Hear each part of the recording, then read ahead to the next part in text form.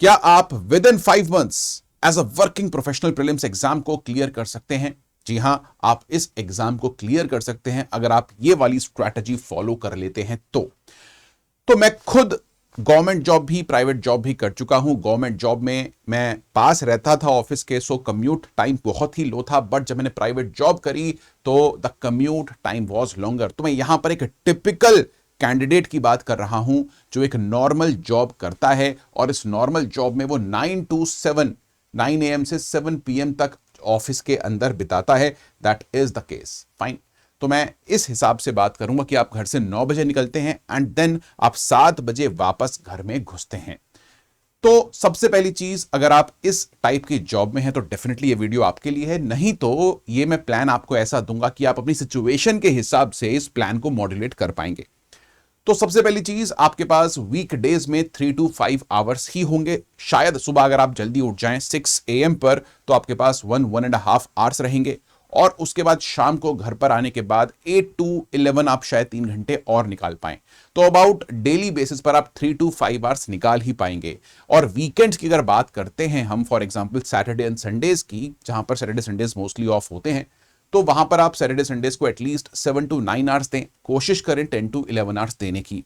तो ये basic minimum time है जो आपको डेली बेसिस पर निकालना है अगर आप इस एग्जाम को क्लियर करना चाहते हैं तो। एंड मैं आपको बता दूं कि अगर आप इतना टाइम नहीं निकाल पाते तो भाई ये वीडियो आप आगे मत देखिएगा। आप नेक्स्ट ईयर नहीं, नेक्स्ट टू नेक्स्ट ईयर के प्रीलिम्स की यानी कि 2027 के प्रीलिम्स को टारगेट कीजिए, because you don't have enough time. अब आपको इस टाइम के साथ ये सभी सब्जेक्ट्स कवर करने हैं। देखो, बिग 4 सब्जेक्ट्स तो हैं ही, हिस्ट्री, पॉलिटी, इकोनॉमी, ज्योग्राफी, जहां से ऑलमोस्ट 70% to 80% प्रीलिम्स का पेपर आता है। इसके अलावा एनवायरनमेंट है, साइंस एंड टेक्नोलॉजी है, आर्ट एंड कल्चर है, करंट अफेयर्स हैं। ये टॉपिक्स भी हैं जो हमें कवर करने हैं। And most important is the CSAT। उसका GS2 का जो पेपर होता है वो भी क्रिटिकल होता है, काफी लोग उसमें भी फेल हो जाते हैं। तो जो हमारा प्लान रहेगा ये हम मंथ बाय मंथ देखेंगे, जनवरी, फरवरी, मार्च, अप्रैल एंड मई। तो हमारे पास इन टोटल ऑलमोस्ट 4.5 मंथ्स बचे हुए हैं, ठीक है, बिकॉज जो प्रीलिम्स एग्जामिनेशन है वो 24 मई 2026 को स्केड्यूल्ड है। So really sorry about this typing error. अब देखिए, सबसे पहले हमें बात करनी है जनवरी की। जनवरी के अंदर वी हैव ऑलमोस्ट 4.5 वीक्स, फरवरी में वी हैव 4 वीक्स, मार्च में अगेन 4.5 वीक्स, अप्रैल में ऑलमोस्ट 4 वीक्स एंड देन मई के अंदर वी हैव 3 वीक्स ओनली। तो वीक बाय वीक आपको क्या करना है ये मैं आपको बताता हूं। देखिए, सबसे पहली चीज, सुबह उठिए और सुबह उठने के बाद आप ऑल्टरनेट डेज पर एक हाफ लेंथ टेस्ट देंगे जो 50 MCQs का होने वाला है। ये आपको एवरी ऑल्टरनेट डे देना है और ये देना आपको शुरू कर देना है फ्रॉम 1 जनवरी। आज से, कल से, जब भी आपको करना है आप ये देना शुरू करें और हाफ एन आवर इसको दें सुबह उठते ही। और उसके बाद आप क्या करें, आप नेक्स्ट डे 15 मिनट्स इसको एनालाइज करने में लगाएं कि आपके कहां पर किस तरीके से क्वेश्चंस गलत हो रहे हैं। अब सबसे बेस्ट केस सिनेरियो ये है कि आप जिस भी चैप्टर को पढ़ रहे हैं या फिर जितना भी आपकी कवरेज हुई है वहां से ये 50 MCQs हों तो वेल एंड गुड हैं। अगर ऐसा आपको नहीं मिलता, वैसे बहुत सारी टेस्ट सीरीज आजकल जो आपको मिलती हैं उसमें आपको टॉपिक वाइज MCQs या फिर टॉपिक वाइज 50 क्वेश्चंस देखने को मिल जाते हैं। स्पेसिफिकली अगर आप टेक्स्ट बुक को ज्वाइन करते हैं, आप निर्णय IAS को ज्वाइन करते हैं, तो निर्णय IAS के क्रैश कोर्स में आपको टेस्ट सीरीज भी मिल जाएगी। और ये जो टेस्ट सीरीज है इसमें आपको हाफ लेंथ टेस्ट तो मिलेंगे ही, लेकिन आपको टॉपिक वाइज टेस्ट भी मिल जाएंगे। तो वहां पर आप इसको यूटिलाइज कर सकते हैं। अगर आपको निर्णय IAS के अलावा कोई और प्लेटफॉर्म सही लगता है तो डेफिनेटली जो भी आपको प्लेटफॉर्म सही लगता है, भाता है, आप उसको ज्वाइन करके ये 50 MCQ वाली कहानी को प्लीज कंप्लीट कीजिएगा। तो यहां पर आपको 50 क्वेश्चन जो हैं वो every other day, every alternative day करने हैं, याद रखिए। जिस दिन आप ये 50 क्वेश्चंस नहीं कर रहे हैं, for example Monday, Wednesday, Friday को आप सिर्फ 50 क्वेश्चंस कर रहे हैं और Tuesday, Thursday, Saturdays and Sundays को यही टाइम आप करंट अफेयर्स के लिए दीजिए। नहीं तो आप एक काम और कर सकते हैं, ऑफिस के बीच में अगर आपको कभी भी कहीं भी टाइम मिलता है तो अपने फोन में एक PDF रख सकते हैं आप, या फिर अपने टैबलेट में, अपने लैपटॉप में PDF रख सकते हैं करंट अफेयर्स की और करंट अफेयर्स को वहीं पढ़ सकते हैं। देखो, आप जिस दिन टेस्ट दे रहे हैं उस दिन सिर्फ हाफ आवर दीजिए करंट अफेयर्स को। करंट अफेयर्स के लिए क्या करना है आपको, करंट अफेयर्स के लिए आपको मंथली मैगजीन्स पढ़नी है उठाकर। फाइन, या फिर पीटी 365 या फिर दूसरी जो कंपाइलेशन आते हैं करंट अफेयर्स के, वो पढ़ने आपको शुरू करने हैं। और मेरे हिसाब से जैसे जैसे आप स्टैटिक टॉपिक्स करेंगे वैसे वैसे आप उस सब्जेक्ट की करंट अफेयर्स की जो बुकलेट है उसको उठाकर भी पढ़ें। तो यहां पर आपको जिस दिन आपने टेस्ट दिया उस दिन हाफ एन आवर आपने करंट अफेयर्स को दे लिया, आइदर इन द मॉर्निंग और ड्यूरिंग द डे, और उसके बाद 1 hour Tuesday, Thursday, Saturday, Sunday, है ना, उस दिन आपको 1 to 2 आवर्स, एटलीस्ट 3 आवर्स भी आप दे सकते हैं करंट अफेयर्स को ऑन द वीकेंड्स ऐप, ठीक है। आपको करंट अफेयर्स को देने हैं ड्यूरिंग दोज डेज जिस दिन आप टेस्ट नहीं दे रहे हैं। अब 28 ऑफ फरवरी तक, 28 ऑफ फरवरी तक आपको एवरी अदर डे ये 50 क्वेश्चन का टेस्ट डेली देना है, और एवरी अदर डे आपको करंट अफेयर्स को पढ़ना है half hour 1 hour, depending upon आप कितने टेस्ट दे ले रहे हैं। इसके अलावा वीकेंड पर आपको करंट अफेयर्स को 2 to 3 आवर्स देने हैं। दैट इज बेसिक मिनिमम, मैंने लिखा है यहां पर, ये बेसिक मिनिमम है। फरवरी के बाद आप डेली बेसिस पर आप 50 क्वेश्चन का टेस्ट देना शुरू करें। अगर आप ऑलरेडी 3-4 अटेम्प्ट दे चुके हैं, एक अटेम्प्ट दे चुके हैं, तो मैं बोलूंगा इसको एवरी अदर डे रखिए, एवरी ऑल्टरनेटिव डे रखिए। लेकिन अगर आपका फर्स्ट टाइम है प्रीलिम्स, तो डेली बेसिस पर 50 क्वेश्चंस का टेस्ट देते रहिए, एंड डेली बेसिस पर इसको आप थोड़ा सा एनालाइज करते रहिए। अब टेस्ट देने के बाद उसको एनालाइज करना भी बहुत ही इंपॉर्टेंट है। अगर आप टेस्ट दे देते हैं लेकिन आप ये नहीं चेक करते कि आपकी गलतियां कैसे और कहां हो रही हैं, तो टेस्ट देने का कोई फायदा नहीं है। 30 क्वेश्चन का टेस्ट मेरे हिसाब से 20 to 25 मिनट्स आपका पूरा हो जाएगा, एंड 20-25 मिनट्स आप उसके एनालिसिस को दे सकते हैं। तो अगर जो टेस्ट आपने आज दिया है उसका एनालिसिस आप नेक्स्ट डे करें तो वो बेटर रहेगा। फाइन। इसके बाद दोस्तों आपको 1 मई से लेकर जिस दिन तक आपका प्रीलिम्स नहीं होता, यानी कि 20 तारीख तक आप मान लें, 21 तारीख तक आप मान लें, क्योंकि 24 मई 2026 को प्रीलिम्स शेड्यूल्ड है, तो आपको याद रखिएगा डेली एक फुल लेंथ टेस्ट देना है। एग्जैक्टली 9 to 11 AM पे आप दीजिए, बिकॉज देखो जो एग्जाम है नॉर्मली वो इसी टाइम पर होता है, 9:30 से आप मान लीजिए वो एग्जाम जो है प्रीलिम्स का वो होता है 9:30 to 11:30। तो आप अपना स्केड्यूल कुछ ऐसा बनाएं फुल लेंथ टेस्ट का कि आप उसी टाइम के दौरान 9:30 के बाद ही इस टेस्ट को लिखें, तो आपका सर्कैडियन रिदम भी एकदम इन लाइन आ जाएगा विद यूपीएससी स्केड्यूल। तो ये है बेसिक मिनिमम, आपको डेली देना है टेस्ट, और टेस्ट के साथ साथ आपको करंट अफेयर्स कवर करने हैं। तो अगर आप ये काम घर आने से पहले कर लेते हैं ऑफिस से, तो आपका आधा काम यहां पर कंप्लीट हो जाएगा। लेट से आप 7-7:30 पर घर में एंटर होते हैं, और घर में एंटर होने के बाद आप हाफ एन आवर लेते हैं डिनर करने में और थोड़ा सा रिलैक्स करके घर पर बात करने में, या फिर स्पेशल वन से बात करने में। उसके बाद you have to sit and study for at least 3 hours, at least 2 hours, ये मिनिमम है। और ये शाम का टाइम जो आपका रहेगा इसमें आप जीएस सब्जेक्ट्स पर फोकस कीजिए। देखिए, अगर आप वीक 1 को देखें तो मैं बोलूंगा आप स्टार्ट कीजिए पॉलिटी से। पॉलिटी के जो स्टार्टिंग के चैप्टर्स हैं, फंडामेंटल राइट्स का है, और जो जितने भी एक्ट्स हैं, government of India act 1935 etcetera, historical significance वाला जो चैप्टर है वो आप फर्स्ट वीक में कवर करने की कोशिश कीजिए। डेली 3 आवर्स इसको आप देंगे, और मैं आपको बोलूंगा कि जनवरी के 1st और 2nd वीक आप पॉलिटी को डेडिकेट कीजिए, और एटलीस्ट जो स्टार्टिंग के लक्ष्मीकांत के 2 सेक्शंस हैं, जिसमें फंडामेंटल राइट, फंडामेंटल ड्यूटी है, फिर आगे इमरजेंसी का चैप्टर है एंड ऑल, वो आप यहां पर कवर कर लीजिए इन 2 वीक्स। उसके बाद नेक्स्ट 2 वीक्स आप मॉडर्न हिस्ट्री को दीजिए, और मॉडर्न हिस्ट्री में एटलीस्ट 1911 तक, जब गांधी जी इंडिया में आते हैं उससे पहले तक का जो है ना, बिफोर इंडिया बिफोर गांधी वाला पार्ट, वो आप यहां पर कवर कर लीजिए, जिसके अंदर दोस्तों मॉडर्न हिस्ट्री में आपकी 1957-58 की जो हमारी पहली जंग थी इंडिपेंडेंस की वो आती है।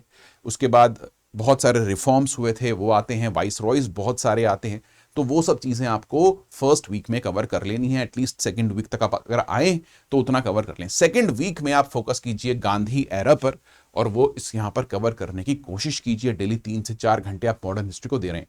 तो जब आप पॉलिटी और हिस्ट्री को कर लेंगे, ऑलमोस्ट पॉलिटी आपकी यहां पर हाफ हो चुकी है, मॉडर्न हिस्ट्री भी आपकी 2 वीक्स में हाफ हो चुकी है।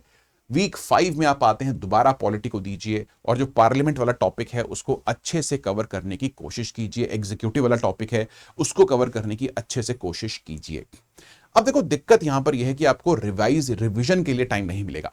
तो जब भी आप कोई चैप्टर पढ़ें, एक बार उसको वापस से रीड करें और रीड करने के बाद अपने फोन में अपनी वॉइस के थ्रू ऑडियो नोट्स रिकॉर्ड करें। जब आप इस प्रोसेस को अपनाएंगे तो जब आपको बोलना पड़ेगा तो ऑटोमेटिकली बहुत चीजें आपको याद हो जाएंगी। और जब आप कम्यूट कर रहे हो, सुबह ऑफिस जा रहे हो या फिर ऑफिस से आ रहे हो, तो हेडफोन्स का इस्तेमाल करके अपनी ही वॉइस को जो आपने एक रात पहले रिकॉर्ड की थी रिवाइज करते हुए, वो सुनिए। तो आपका रिवीजन में भी यहां पर टाइम बच जाएगा। This is a very good technique that you should use. ठीक है, इसके बाद आप आएंगे वीक 6 एंड वीक 7 के ऊपर। देखिए वीक 6 और वीक 7 जो होगा ये ऑलमोस्ट फरवरी का फर्स्ट वीक होगा। फर्स्ट वीक 5 फरवरी के आसपास का टाइम होगा।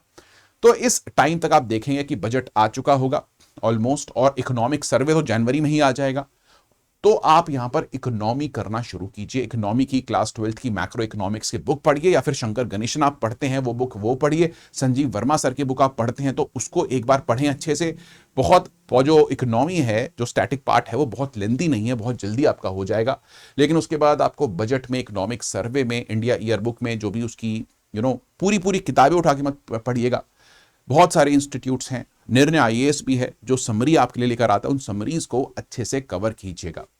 अच्छा, इसके बाद आप फोकस करेंगे वीक 8 और वीक 9 पर, जहां पर 2 वीक्स आप देंगे ज्योग्राफी को, जहां पर आप फिजिकल ज्योग्राफी को कंप्लीट कर देंगे। एक बुक आपको कंप्लीट करनी है। उसके बाद आप वीक 10 और 11 देंगे हिस्ट्री को, एंशिएंट और मिडीवियल हिस्ट्री को। लेकिन इस एंशिएंट और मिडीवियल हिस्ट्री के साथ साथ आप आर्ट एंड कल्चर को भी कवर करेंगे।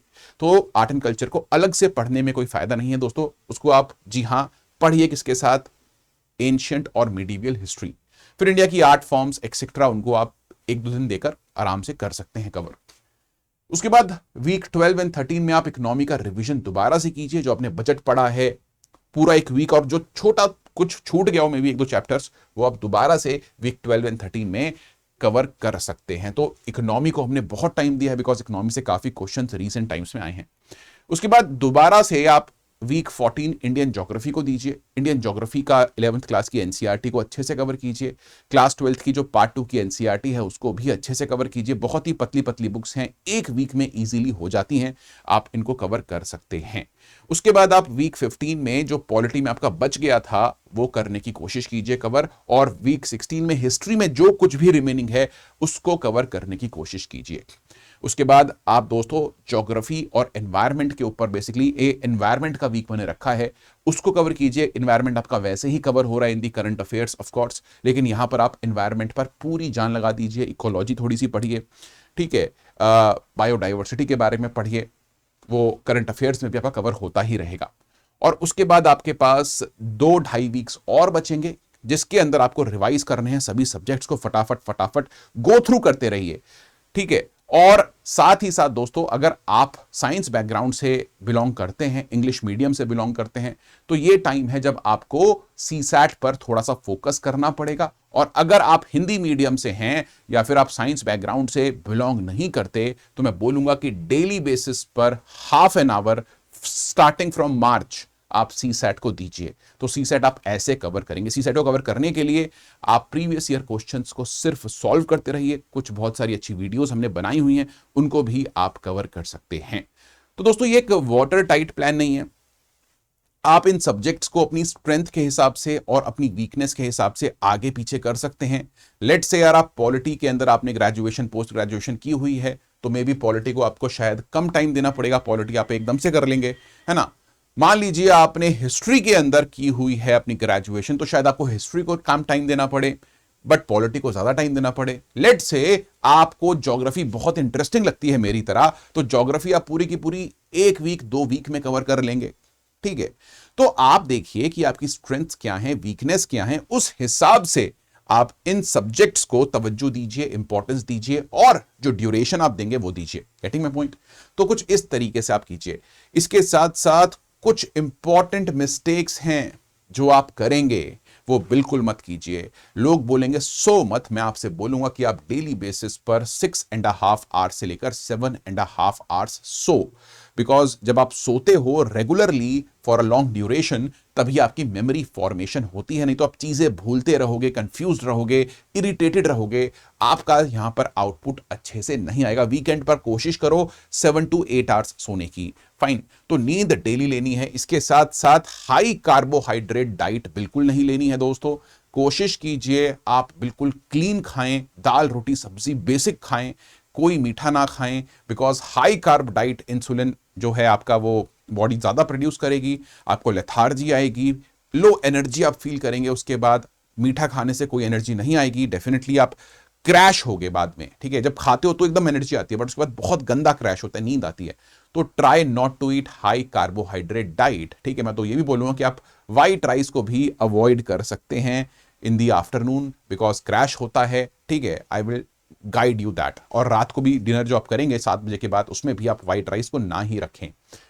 और आपको लगता है कि लो फैट डाइट अच्छी रहेगी, मैं आपसे बोलूंगा 1 चम्मच घी डेली बेसिस पर खाएं कम से कम। फाइन, विटामिन ई के सप्लीमेंट्स लें जो आपके ब्रेन के लिए काफी इंपॉर्टेंट हैं। और not doing the CSAT and mock test, अगर ये मॉक टेस्ट आपने नहीं किए तो आपका सिलेक्शन नहीं होगा, याद रखिएगा। तो ये भी आपको ध्यान में रखना है। तो guys with that thing in mind, इस स्ट्रैटेजी को, ये जो मैंने आपके लिए प्लान पूरा बनाया है, इसको डाउनलोड करने के लिए आप टेलीग्राम चैनल को ज्वाइन कर सकते हैं एंड इस स्ट्रैटेजी को डाउनलोड करके अपने हिसाब से मॉड्यूलेट कर सकते हैं, अपनी स्ट्रेंथ्स और वीकनेस के हिसाब से इसको बना सकते हैं। With that thing in mind guys, यही मेरी आज की आपके लिए स्ट्रैटेजी थी फॉर वर्किंग प्रोफेशनल्स। अगर आप चाहते हैं कि जो फुल टाइम एस्पिरेंट्स हैं, जो फुल टाइम यूपीएससी की तैयारी कर रहे हैं, अगर आप लोग भी यूपीएससी की प्रीलिम्स की स्ट्रैटेजी चाहते हैं इसी तरीके से, तो please do let me know in the comment box. Bye guys, happy new year and I wish you luck.